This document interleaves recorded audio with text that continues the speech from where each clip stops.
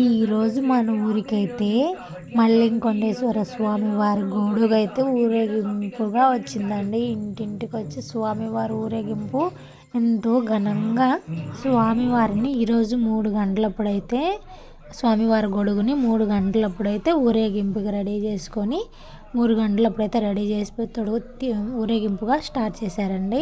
మాకు ఎలా తెలుసు అంటే మాకైతే దగ్గరండి. అక్కడ పూజారులు వాళ్ళు వీళ్ళు వచ్చి పెద్దలు ఉంటారు కదా, వాళ్ళు వచ్చి నైట్ వచ్చి పిలిచేసి స్వామివారి గొడుగు రేపు ఊరేగింపుకి స్టార్ట్ మొదలు పెట్టాలి అని నిన్నంతా వచ్చి చెప్పిపోయారు. వెళ్ళే వాళ్ళంతా చాలా వరకు వెళ్ళారండి. అన్న వాళ్ళు బాబాయ్ వాళ్ళు చాలామంది వెళ్ళారు. అలా అయితే మనకు తెలుసు.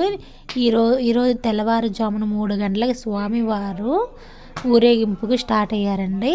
ఇలా స్వామివారి తిరునాళ్ళ అంటే ఫిబ్రవరి 15వ తేదీ వరకు స్వామివారి గొడుగు ఊరేగింపుగా ప్రతి ఒక్క ఊరు తిరుగుతూ అంటే మాకు ఇటు సైడ్ పాయకట్టు అంటామండి, తురుపునాటు పాయకట్టు అంటాము. అలా కల్లువాయి సోమేశ్వరులు అంతవరకు కూడా స్వామివారి గొడుగు ఇలాగే ఊరేగింపుగా కోలాటాలతో భజనలతో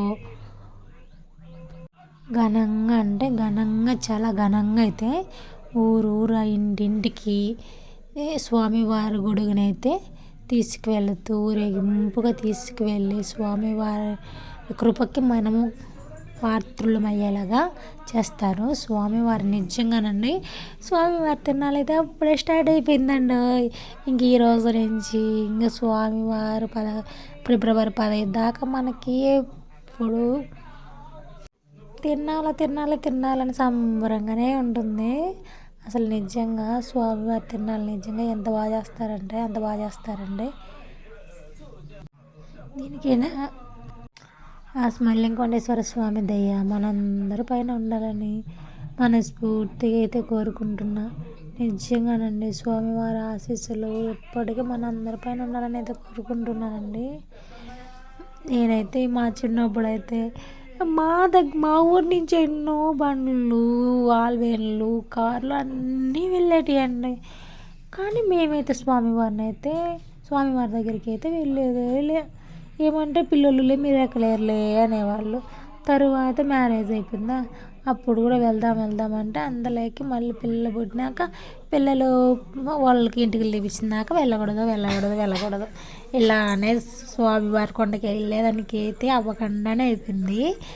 పోయినీరు కాకుండా ముందేరండి, సంవత్సరం ముందు అనుకోండి. ఆ సంవత్సరం ఆయన కరుణించాడు. ఒకటేసారి ఎక్కానండి స్వామివారి దగ్గరికి. నిజంగా ఫస్ట్ టైం నేనైతే చూడడం మల్లికొండ చాలా అంటే చాలా బాగుందండి. నిజంగా చాలా బాగా తయారు చేశారు, చాలా బాగుంది.